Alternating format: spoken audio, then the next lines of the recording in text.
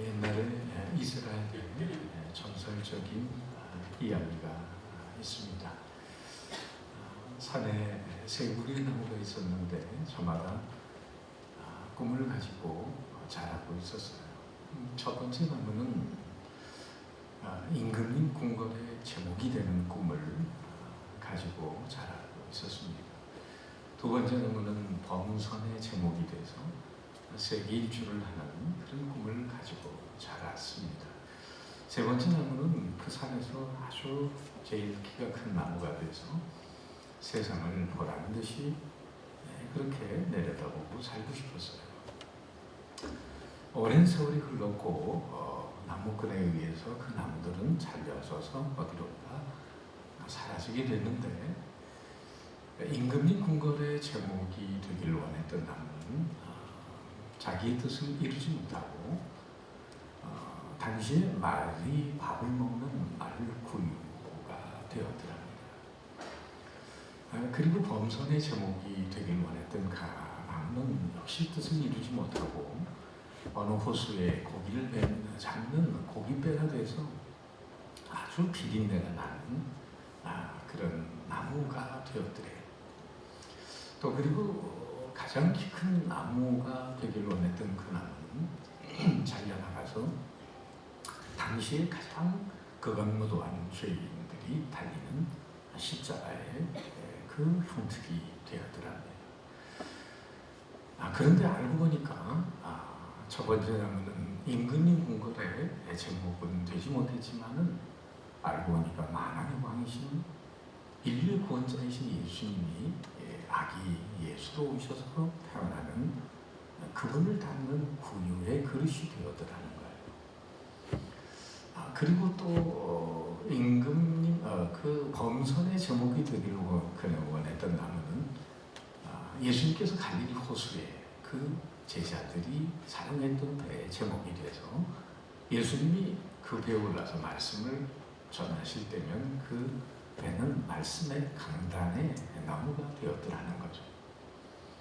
그리고 세 번째 나무는 또 가장 키 큰 나무가 되길 원했지만 역시 뜻을 이루지 못했지만은 인류의 구원자로 오신 예수님이 십자가에 달려 돌아가시는 바로 그 십자가의 나무가 되어더라는 거예요.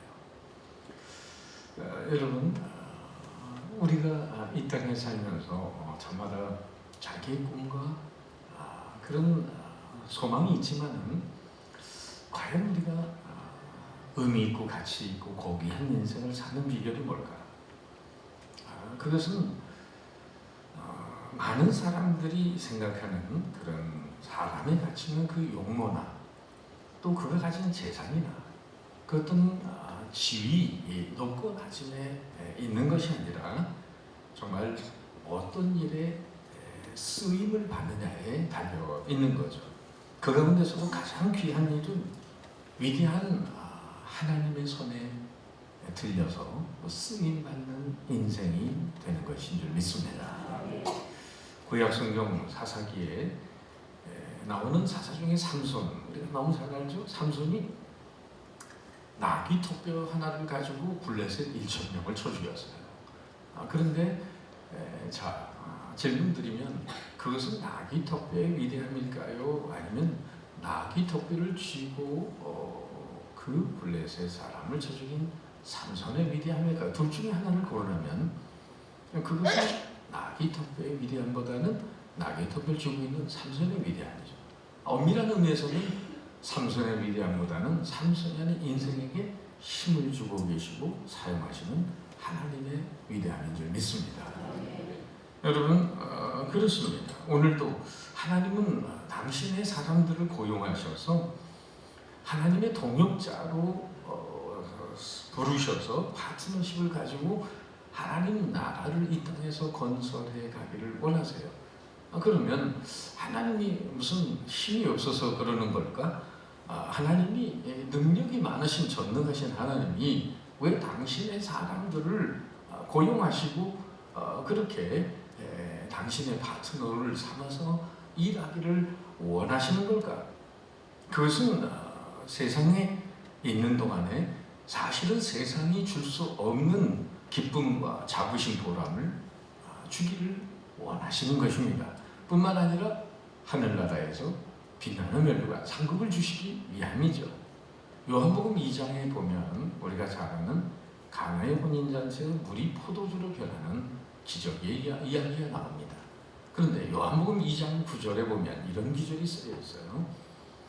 그 연회장은 물로 된 포도주 어디서 났는지 알지 못하되, 그 다음 말이 중요한데요. 물도온 하인들은 알더라. 한번 따라할까요? 물도온 하인들은 알더라. 그 말이 무슨 말일까요? 다른 사람은 그냥 맹물이 포도주가 된 거 알지도 못한 채 어디서 저 좋은 포도주가 나왔다 굿이나 보고 떡이나 먹는 거지만은, 그러나 오히려 주님의 말씀에 순종했던, 항아리에 물을 채우고 갖다 주라고 순종했던 그 하인들은 바로 우리 주님이 베푸신 기적의 영광을 알고 물도온 하인들만 아는 남다른 기쁨과 감격이 그 순종하는 자들에게 있다고 하는 사실입니다. 할렐루야.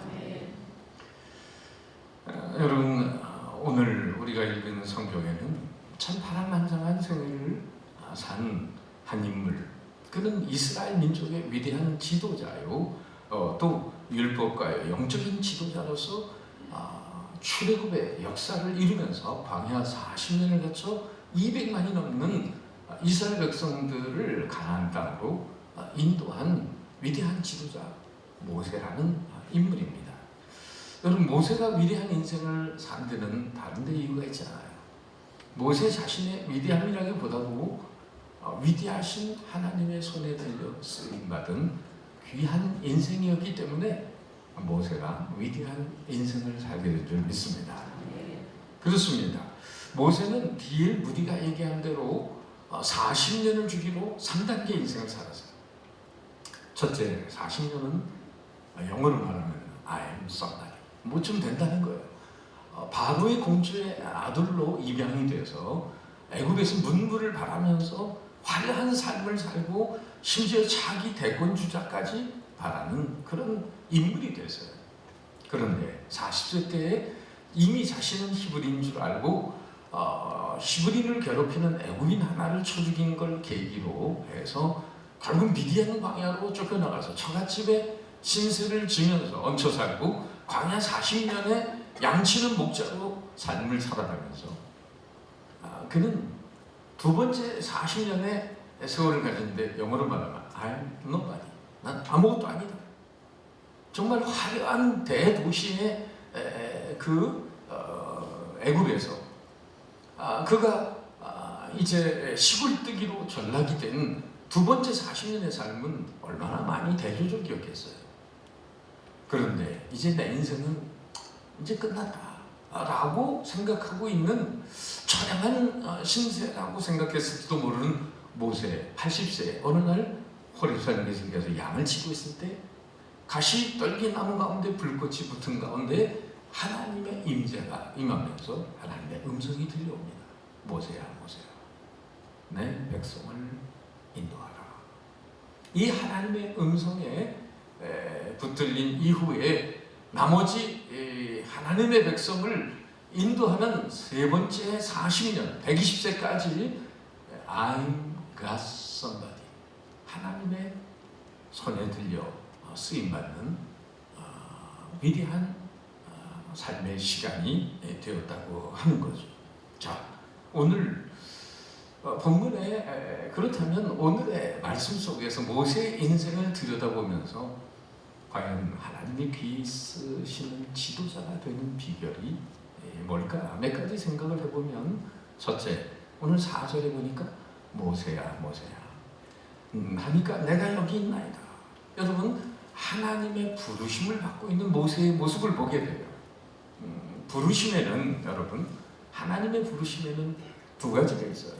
한번 따라할까요? 구원 애로의 부르심,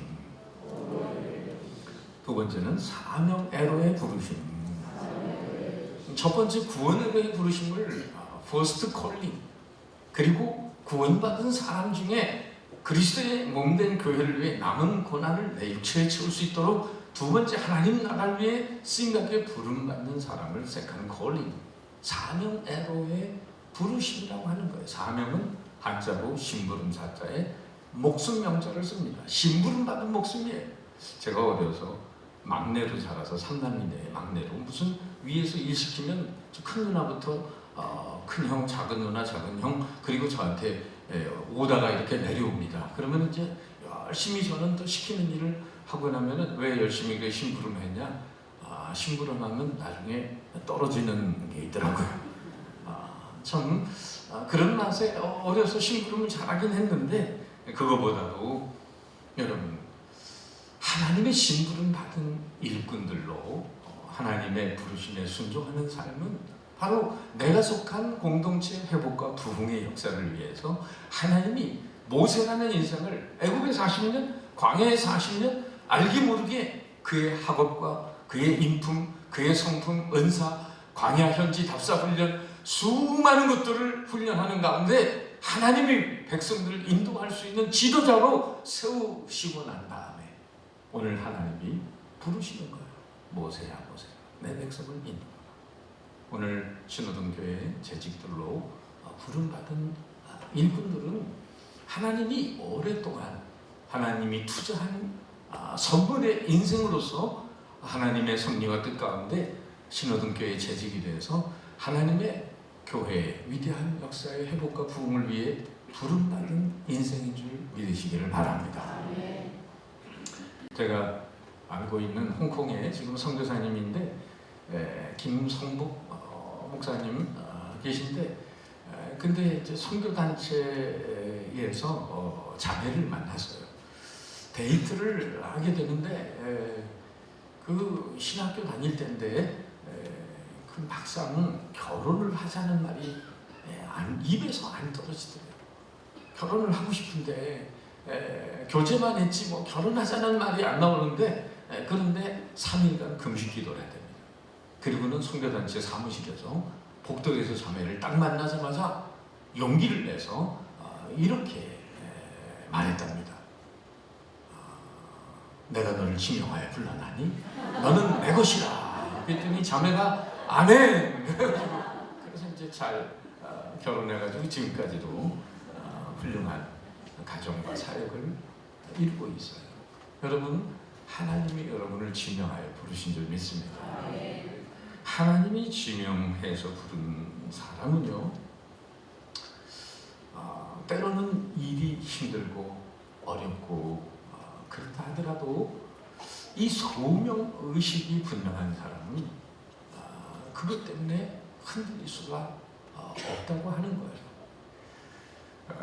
아무리 힘들어도 모든 문제를 헤쳐나갈 수 있는 근거는 바로 하나님이 이 일을 위해서 나를 준비하고 효과적으로 쓰시기 위해 나를 이 자리에 보냈다고 하는 하나님의 소명의식을 갖는 것입니다.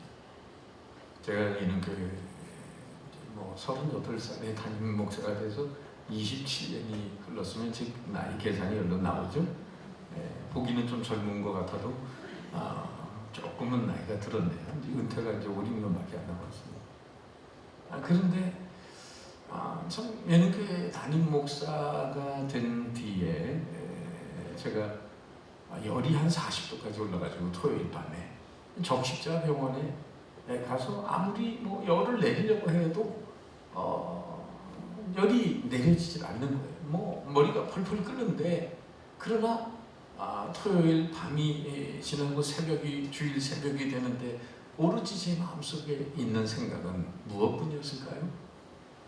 강단에 주일 강단에 서서 하나님의 말씀을 전하는 것이었어요. 정말 감사하게도 27년 동안 몸이 아파서 강단에 서지 못한 적은 한 번도 없게 해주셨는데, 바로 그렇게 하나님이 주신 이 소명의식, 그 부르심에 합당한 상을 위해서 하나님이 나를 준비해 주셨고 그 자리에 갖다 놓았다고 할 때, 우리는 뭐 바쁘다는 핑계로 안 하고 어렵다는 핑계로 안 하고 힘들다는 핑계로 그런 일들을 물러선다면 하나님이 모세라는 인생을 80년 동안 준비하시고 40년을 당신의 도구로 쓰시는 하나님의 계획을 우리가 수포로 돌릴 수 있다고 하는 사실이죠. 모세만 그런 인생이 아닙니다. 여러분, 예수님 정말 십자가를 향해 점점 다가가시면서 많은 수모와 어려움을 겪게 되시지만은 또 심지어 예수님 겟세마네 동산에서 기도하고 나실 때에 가룟 유다가 군병들을 데리고 와서 예수님을 잡으려고 할 때에 베드로가 말고의 귀를 떨어뜨리잖아요. 그때 우리 주님이 하신 말씀이 뭡니까? 아버지께서 주신 잔을 내가 마시지 않겠니? 아버지께서 주신 잔을 내가 마시지 않겠니? 어떤 전도사님이 결혼해가지고 이제 하나님의 종이 됐는데 첫 아이를 낳는데 아이가 장애가 있어요. 이런저런 귀도 잘 안 들리고 아이가 잘 울지도 않고 참 청천벽력 같죠. 하나님의 종이 돼서 첫 아이를 낳았는데 그런 장애가 있으니까 하나님 앞에 원망적으로 기도하다가 쓰러져 잠이 들었는데 하나님이 꿈에 나타나시더니 그러더라는 거예요. 사랑하는 종아, 내가 네 가정에 태어난 그 장애 아이를 통해서 큰 영광을 받을 거다. 그래서 내가 이 아이를 어느 집에 보낼까 찾다가 네가 가장 잘할 수 있다고 생각해서 너의 집에 그 아이를 보냈노라. 하나님의 음성을 들으면서 잠에서 깨가지고 엎드려 하나님 앞에 회개하며 기도했습니다. 아버지께서 주신 잔을 내가 마시지 않겠느냐. 여러분, 이게 바로 재직들을 부르시는 하나님의 소명의식인 줄 믿습니다. 또한 두 번째, 모세가 하나님이 쓰시는 사람이 지도자가 된 것은 오늘 여기 11절에 보니까 뒤에 내가 누구이기에 바로에게 가며, 여러분, 사실 하나님은 모세가 이 고백을 하기까지 하나님이 40년을 기다리셨어요. 모세는 자신이 정말 하나님의 음성이 들려오기를 기다렸는지 모르지만은, 그러나 하나님이 내가 누구이기에 바로에게 가며, 바로 무슨 얘기입니까? 모세 스스로 40세 때 뭐 외적으로 볼 때는 애굽의 문물을 배운 자요, 리더십이 있는 자요, 뭔가 할 수 있다고 생각했던 자부심을 가진 사람인데, 모세 자신이 스스로 할 수 있다고 할 때는 하나님이 보실 때 아니, 넌 그 일 못해. 넌 동족의 구원자가 아니야. 그러더니 40년 동안 처갓집에 얹혀서 순한 양을 보면서 하나님의 온유한 자로 거듭나는 그런 성품의 훈련이 되고 난 다음에 하나님이 모세를 부시는데 내가 누구이기에 이 늙은 주제, 이 볼품없는 인생이 제가 뭘 하겠습니까? 하나님 앞에 사양하는데 내가 할 수 없다고 하는 때 바로 그때가 하나님의 일을 할 수 있는 때임을 믿으시기 바랍니다. 여러분, 스티븐 콕이라고 하는 사람이 성공하는 사람들의 7가지 습관이라는 그런 리더십의 아주 고정이라고 하는 책을 오래전에 썼는데, 그분은 리더의 자질을 크게 2가지로 나누면서 하나는 학벌, 지위, 재산, 외모, 배경 같은 부수적인 위대성이 있고, 또 하나는 성숙한 인격의 모습인 겸손, 이해, 사랑, 동정심, 비전, 결단력, 포용력 같은 본질적인 위대성이 있다. 하나님은 내가 어떤 일을 하느냐보다 먼저 내가 누구냐에 관심이 있으시다는 거예요. 40년간 모세를 광야에서 훈련시킨 주된 내용은 사실 애굽의 그 40세 때에 애굽인 하나를 쳐 죽인 그 모세의 혈기, 도끼, 살기, 이거 빼내시는데, 온유 겸손으로 사람으로 만드는데 하나님이 40년 공을 들이시는 거예요. 그래서 오늘 내가 누구이기에 바로에게 갑니까? 모세의 온유함이, 민수기 12장에 보면 미리암이 모세의 영적 권위에 도전하다가 문둥병이 발한 사건이 있는데, 그때 모세는 오히려 자기를 그렇게 도전하는 누이 미리암의 문둥병을 고쳐달라고 하나님 앞에 기도하는 모습 속에 성경은 민수기 12장 4절에 이 사람 모세의 온유함이 온 지면에 승하더라. 여러분, 하나님은 겸손한 자에게 은혜를 베푸시고 교만한 자를 대적하시는 줄 믿습니다. 사울은 겸손할 때 선택을 받았어요. 이스라엘의 초대왕. 그러나 그가 자기 기념비를 세우고 스스로 높일 때 오히려 하나님이 그를 버리셨습니다. 밀림의 성자 슈바이처라고 하는 사람을 우리가 압니다만은 신학적으로는 좀 그분은 문제가 있는데 일단 그의 인품적인 면에서 좀 헤아려 볼 것은 그가 아프리카에 늦은 나이에 원래 음악 변호사고 음악가고 그리고 마지막에 뒤늦게 의학을 공부해가지고 의사가 돼서 아프리카에 그렇게 밀림의 성자가 되는데 얼마나 많은 사람들의 그 존경과 사랑을 받았는지 영국에 어느 날 초대돼가지고 런던에 강연을 하게 되는데 기자들이 몰려가가지고 기차 그 유명한 분이 1등 칸에서 나올 줄 알았거든요. 근데 2등 칸으로 몰려갔더니 거기도 안 나와. 3등 칸에서 거부적한 노인이 내려오는 거예요. 아니 선생님처럼 유명하신 분이 왜 3등 칸을 타고 오세요? 그때 슈바이처가 한 말이 이겁니다. 4등 칸이 없어서요. 여러분, 이근변은 고개를 숙입니다. 믿음은 정말 겸손과 함께 동행하는 것입니다. 제가 저 서울의 강남의 압구정동 소망교회라는 곳에서 부교역자를 하고 그 전에 청년 때 곽선희 목사님이 개척을 할 때 저의 청년 시절에 함께 있었습니다. 그 청년의 1대, 2대 제가 소망교회 회장이 돼서 열심히 교회를 위해서 젊을 때 물불을 안 가리고 사역을 하는데 그때는 뭐 제가 주의종이 된다는 생각도 모를 때였어요. 그런데 그 나이가 많으신 60대 중반에 제가 20대 후반 이런 나이에 열심히 교회를 봉사하고 앞장서서 하는데 그 장로님이 저를 복도에서 교회에서 이렇게 보기만 하면은 허리를 90도로 숙이셔서 저한테 인사를 하는 거예요. 아니 저는 이제 그 장로님 허리를 세워드리면서 장로님 제가 그렇게 인사를 해야지 장로님 왜 저한테 그렇게 인사를 하십니까? 그러지 마세요 제발. 그렇게 했는데도 장로님이 머리를 숙이면서 저한테 뭐라고 그러신지 아세요? 자네 같은 청년이 우리 교회에 있다고 생각하니 우리 교회가 장차 소망이 있다는 생각이 들어서 너무 고마워서 그래. 제가 열심히 새벽기도 청년 때부터 나오고 교회 이런저런 교사 예배인도 그냥 평신도 사역에 열심히 하고 청년회 회장도 열심히 하면서 하는 모습을 보시더니 자네 같은 청년이 우리 교회에 있다고 생각하니 우리 교회가 소망이 있다는 생각이 들어 너무 고마워서 그래. 그분은 지금 하늘나라에 계십니다. 내가 잊지 못할 장로님이라는 책이 있는데 100분 중에 한 분을 추천해달라고 제가 그 책에다가 바로 그 장로님, 유흥직 장로님의 이야기를 수록해 드렸습니다.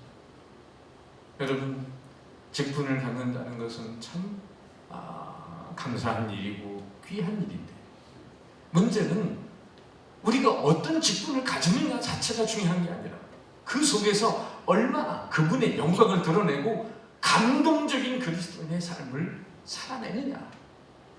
위대해지려는 것은 잘못된 게 아니에요. 자기중심적인 야망이 문제지. 오늘 지도자의 위대함은 어디서 나오겠습니까? 리더십의 3C로 말하면은 첫째, 컴페턴스, 능력. 두 번째, 카리스마, 매력. 셋째, 캐릭터, 성품인데 필리핀의 대통령, 역대 대통령 중에 영화배우 출신인 에스트라다라고 하는 사람이 있었어요. 근데 이 사람이 중간에 결국은 대통령 2년밖에 못하고 중간에서 하야를 하게 되는데 결국 뇌물 사건으로 해서 임기를 못 채우고 그만둡니다. 그 국민 배우 출신이기 때문에 이 필리핀 사람들이 영화 굉장히 좋아합니다. 그러다 보니까 영화의 선한 역할로 나오는 그 배우가 정말 민족의 나라의 지도자가 돼서 나라를 잘 이끌어줄 줄 알았던 거죠. 그런데 문제는 그가 카리스마가 있었어요. 매력이 있습니다. 그리고 능력도 있습니다. 근데 문제는 캐릭터, 성품이 안 따라왔어요. 하나님이 왜 일찌감치 모세를 이스라엘의 지도자로 세우지 않았나? 그의 학문과 무예를 배웠어도 하나님 보시기에는 내적인 성품이 훈련되지 않았어요. 모세는 미디안 광야에 처갓집에 얹혀 살면서 순한 양을 치면서 온유한 사람으로 연단이 되어집니다. 여러분 생각해 보세요. 이스라엘 백성들 성경을 아시겠지만은 광야 애굽에서 나와가지고 40년 동안 하면서 그들이 행한 행동이 뭔지 아세요? 응? 요즘 한국교회 안에 원불교 신자가 있다는 얘기 들어보셨어요? 한국교회 안에 원불교 신자가 있다. 뭔 얘기일까? 다른 게 아니라 원망과 불평하는 신자들이에요. 이스라엘 백성들 광야에서 나와가지고 조금만 어려움 만나면 하나님 원망하고 지도자 모세 원망하고 그리고는 여차하면 애굽으로 돌아가자. 맨 성경에 보면 광야에 있는 이스라엘 백성들의 모습이 그 모습이에요. 여러분 그거 200만인도 한두 명도 아니고 그거 다 참아내려면 속 썩어서 못 삽니다. 그런데 40년 동안 하나님이 그 인격에 담금질을 하세요. 그리고 나서야 그 수많은 원망과 불평의 사람들을 인도하고 약속의 땅으로 데려가는 거예요. 오늘날 많은 사람들이 진정한 지도자가 되려고 하기보다 지배자가 되려는 경향이 있어요. 여러분 지배자와 지도자의 차이점을 아세요? 지배자는 사람들을 카우보이처럼 몰고 가지만 지도자는 앞에서 그들을 인도한다. 지배자는 사람들에게 권위를 휘두르지만 지도자는 선한 뜻을 전달한다. 지배자는 위협적인 경우가 많으나 지도자는 감동적이다. 지배자는 나는이라는 단어를 자주 쓰지만은 지도자는 우리는이라는 단어를 자주 씁니다. 지배자는 잘못된 방향, 잘못된 것을 책망으로 끝나지만은 지도자는 잘못을 교정해 준다. 지배자는 가라고 명령하지만 지도자는 갑시다라고 권유한다. 그런 면에서 여러분은 지배자입니까? 지도자이십니까? 또한 세 번째, 하나님이 귀히 쓰는 지도자 모세의 모습을 들여다보면 오늘 여기 5절에 너의 선 곳은 거룩한 땅이니 네 발에서 신을 벗어라. 여러분 뭐 양 치면서 다니던 오줌통 싸던 땅인데 갑자기 왜 그 땅이 거룩한 땅이라고 말하는 걸까요? 네가 선 곳은 거룩한 땅이니. 소명을 받은 사람이 다니는 땅은 하나님의 영광을 드러내야 될 거룩한 땅이 되는 줄 믿습니다. 하나님의 소명이 없는 인생은 그저 생계 중심적인 인생 살다가 덧없이 끝나는 거예요. 그러나 하나님의 소명을 받던 인생은 내가 가정에 있든지 직장에 있든지 교회에 있든지 어디 있든지 하나님의 영광을 드러내야 될 사명자로 부름받은 사람이기 때문에 참으로 거룩한 삶의 모습을 지켜가야 된다. 제가 안 믿는 친구들이 지금 50년 지기가 있어요. 이 초등학교 친구들인데 그 중에 몇 사람은 주님께 돌아왔어요. 그런데 1년에 이번에도 연말에 모이는데 제가 못 갔습니다. 작년 연말. 가능하면 가려고 하는데 얘네들이 꼭 술집에서 만나자고 그래요. 나이가 지금 벌써 이제 60대 중반이 됐는데도 근데 젊은 날부터 저를 술집으로 제가 전도사, 부목사 이렇게 되는데도 저를 술집으로 불렀네요. 그러고서는 목사인 줄 알면서도 은근히 술잔을 저한테 주는 거예요. 끝까지 사이다나 콜라, 음료수를 마시면서 가만히 있기만 하면은 자기들끼리 세상 얘기하다가 어느 순간 자기들 가만히 듣다 보면 교회 얘기하고 이제 있어요. 그러면서 한다는 말이 야 목사 친구 좋다는 게 뭐냐? 이 다음에 천국 갈 때 네 뒷다리나 붙들고 가자. 그러면 이제 저는 그런 얘기 하죠. 야 이놈들아 너희들 돈 많이 벌고 외국 많이 다니면서 비행기 타고 갈 때 너희들 비즈니스 클래스 타지? 응? 나는 에코노미 타지만은 야 거기 네 탈 비행기 티켓에 딴 사람 앉아가 있는 거 봤냐? 티켓 가진 사람은 그 사람밖에 못 앉아. 내가 너희들 천국에 데려가고 싶어도 너희들이 믿음의 티켓을 얻어야 돼. 이러면서 이제 은근히 전도를 하는데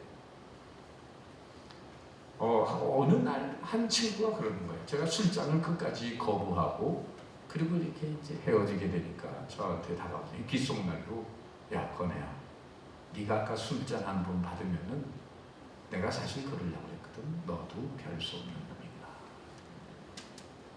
여러분, 우리 교회의 재직들을 이심하는 세상 사람들이 다 보고 있어요.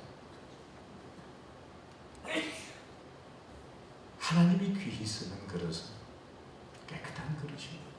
우리 여성들이 안에 계시지만은 설거지 안 한 그릇에다가 새로운 음식 담아서 남편에게 대접합니까? 하나님의 축복을 담는 그릇은 1차적으로 성결한 그릇입니다. 그리고 또 날라다 주는 사명을 감당하려면 더 깨끗해야 돼요. 그래서 그 친구들 중에 어느 건설에서 사장을 하는 친구가 있는데요. 하루는 저한테 그러는 거예요. 제가 50년 동안 지금 그 친구를 위해서 기도하고 있거든요. 근데 하루는 저한테 오더니 야, 내 밑에 전무가 있는데 어느 교회 장로래. 근데 회사 단을 조금씩 빼가는데 어떻게 하면 좋겠냐. 아니 목사 친구인 저한테 그걸 물어봐요. 제가 뭐라고 합니까? 네가 알아서 해라 그냥. 아니 50년 동안 안 믿는 친구 건설에서 사장을 위해서 기도하고 있는데 그 밑에는 전무가 회사 돈을 몰래 빼돌리고 있다는데 그 사장이 모를 것 같지만 다 알고 있거든요. 여러분, 어떻게 우리가 하나님의 영광을 돌려드리고 승리하는 삶을 살아갈 수 있겠습니까? 제가 청년회 회장할 때 부장 장로님이 계신데 이 장로님이 간증을 해주셨어요. 무역회사 사장을 했는데 사실 회사가 많이 기울었습니다. 그런데 마지막 미국에서 온 바이어를 붙잡지 않으면은 회사가 이제 망할 판인데 저녁을 잘 대접하고 호텔방에다가 모셨는데 글쎄 그 미국 바이어가 이런 주문을 하더랍니다. 미안하지만 여자 한 사람만 방에다가 집어넣어 주시오. 참 이분이 교회 장로님이라는 걸 모른 채 미국 바이어가 그런 잔악한 주문을 하는 거죠. 일시적으로 좀 고민이 되셨어요. 장로님이. 그리고는 내려와서 호텔 근처에 있는 십자가가 보이는 교회에 들어가서 기도했어요. 하나님이 뭐라고 그러셨을까요? 너 여자 대줘라 그랬을까요? 하나님의 음성이 그렇게 들려오더라. 네가 이제껏 나를 믿고 살아왔으면 이 순간에도 네가 나를 의지해야지. 그래서 용기를 내서 호텔방에 찾아가서 미안합니다. 영어로 얘기하는 거죠. 나는 사실 교회 장로입니다. 크리스찬이고 장로입니다. 내가 오늘 당신을 놓치면 내 사업은 망합니다. 그러나 내가 이 자리에 찾아온 것은 당신도 나처럼 예수 믿고 천국 가는 그런 하나님의 사람이 되었으면 하는 바람으로 마지막 인사를 하기 위해서 왔습니다. 갑자기 이 미국 바이어가 무릎을 장로님 앞에 꿇고는 닭똥 같은 눈물을 흘리면서 장로님 죄송합니다. 잘못했습니다. 자기도 어려서 교회 다녔다는 거예요. 그리고 어머님이 지금도 자기를 위해서 기도하고 있다는 거예요. 근데 세상 돈 맛을 알고 여자 맛을 알고 어느 순간부터 파렴치한 인생을 살아왔는데 오늘 장로님을 만나고요. 제 인생을 되돌아보게 됐습니다. 그냥 둘이서 부둥켜 안고 호텔방에서 엉엉 울면서 회개 기도를 하고 여러분 그 미국 바이어가 모든 오다를 이 장로님에게 줬다는 거 아닙니까? 할렐루야. 인생을 어떻게 승리해야 됩니까? 더럽고 치사하게 승리해서 뭐 하겠습니까? 그게 승리가 아니죠. 오늘 네가 선 곳은 거룩한 땅이다. 네가 선 곳에 신발을 벗어라. 오늘 하나님이 귀하게 쓰는 사람은 정말 깨끗한 거룩한 삶을 살아가는 사람이죠.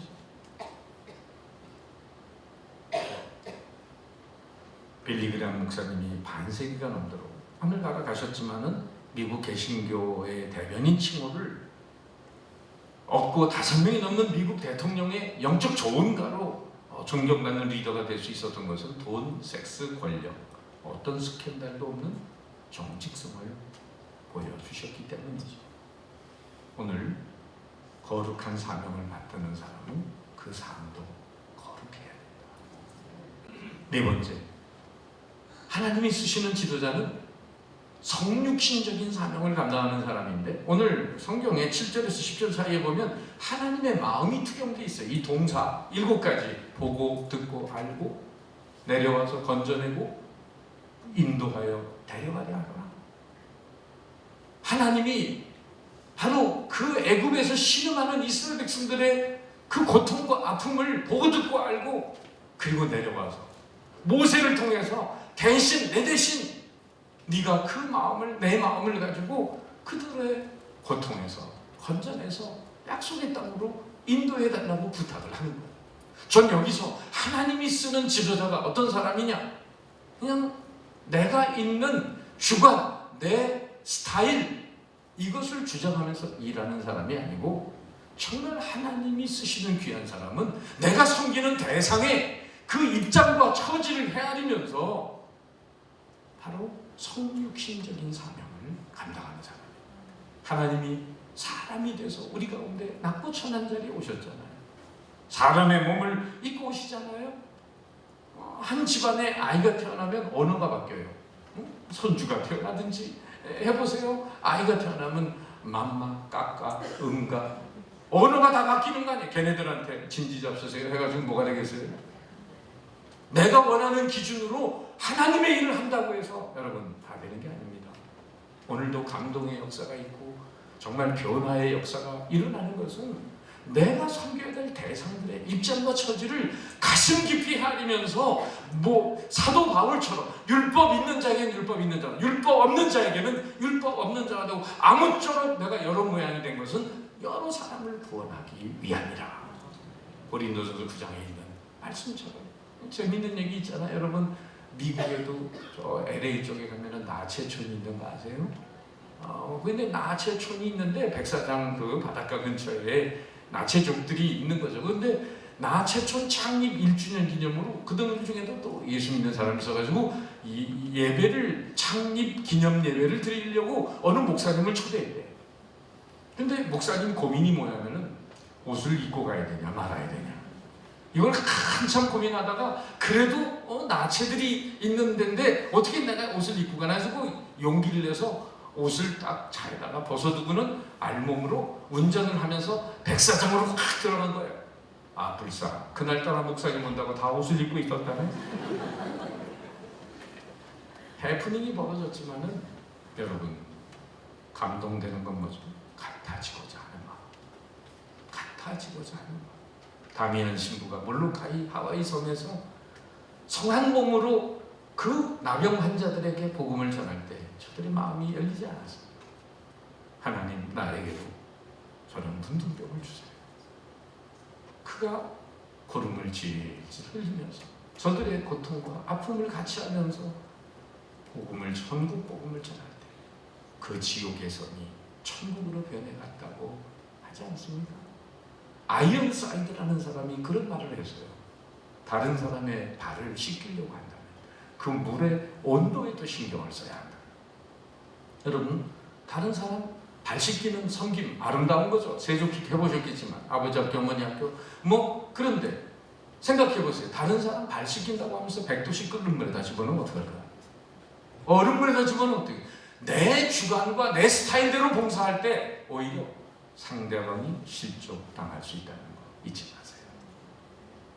연말연시에 장애자 기관, 고아원, 양로원 이런 데 있는 원장들이 저한테 뭐라 그러는 줄 아세요?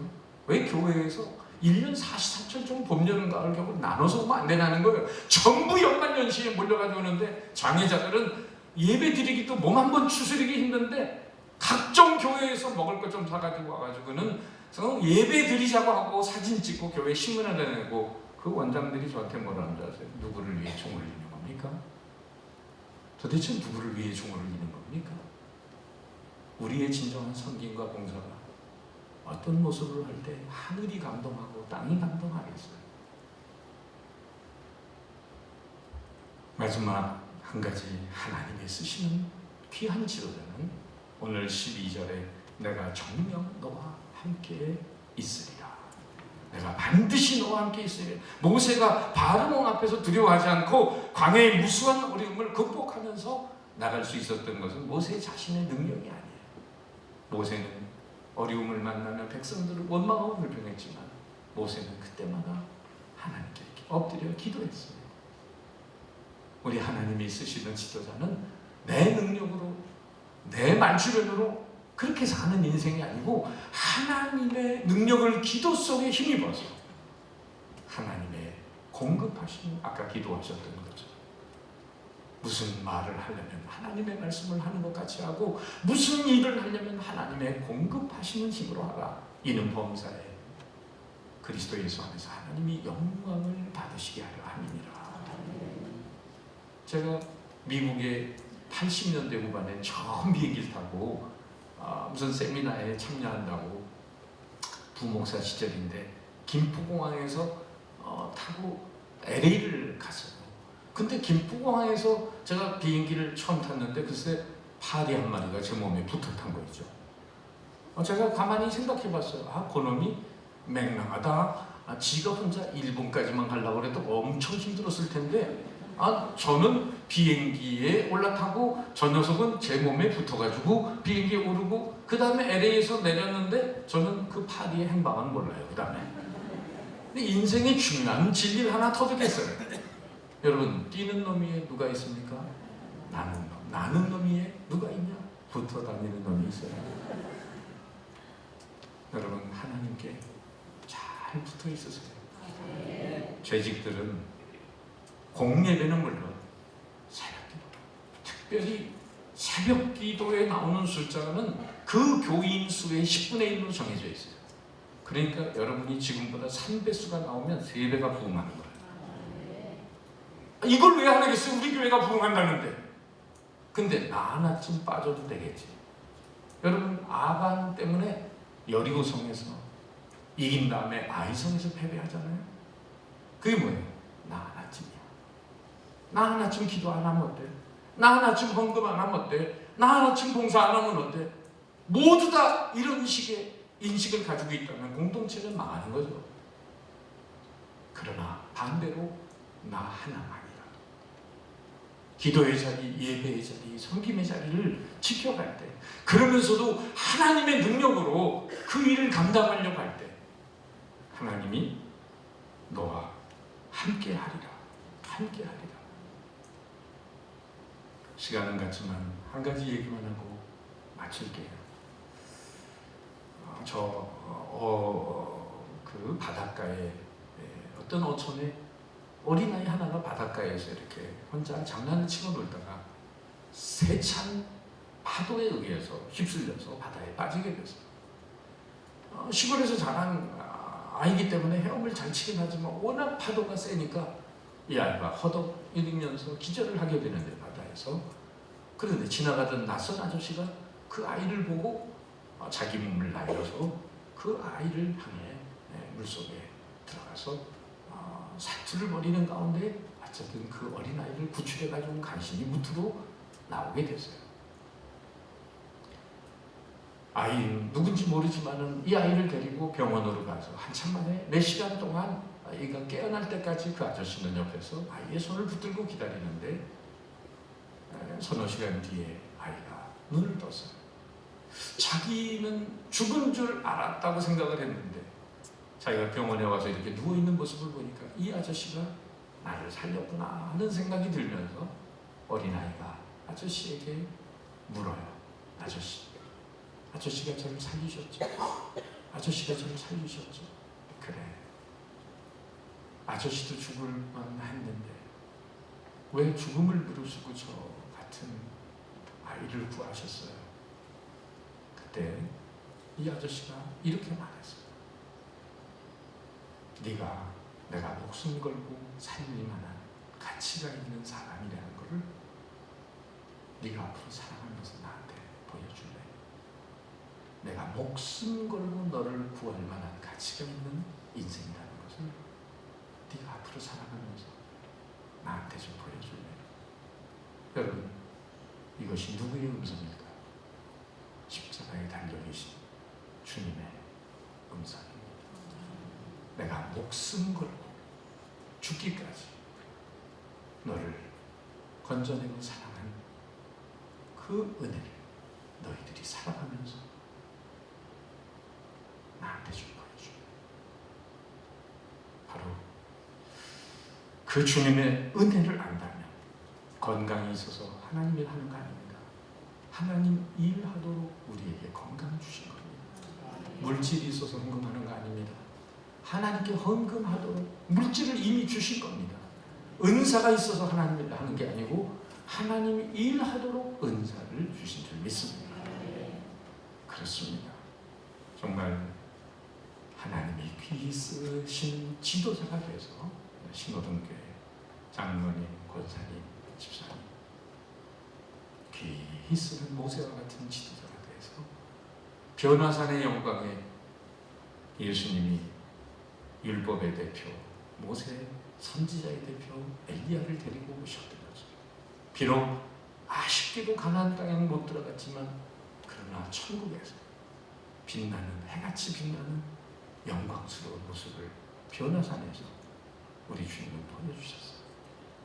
바로 그와 같은 하나님의 귀히 쓰는 귀한 지도자들이 되시는 주님의 축원합니다. 기도하겠습니다. 하나님 감사합니다.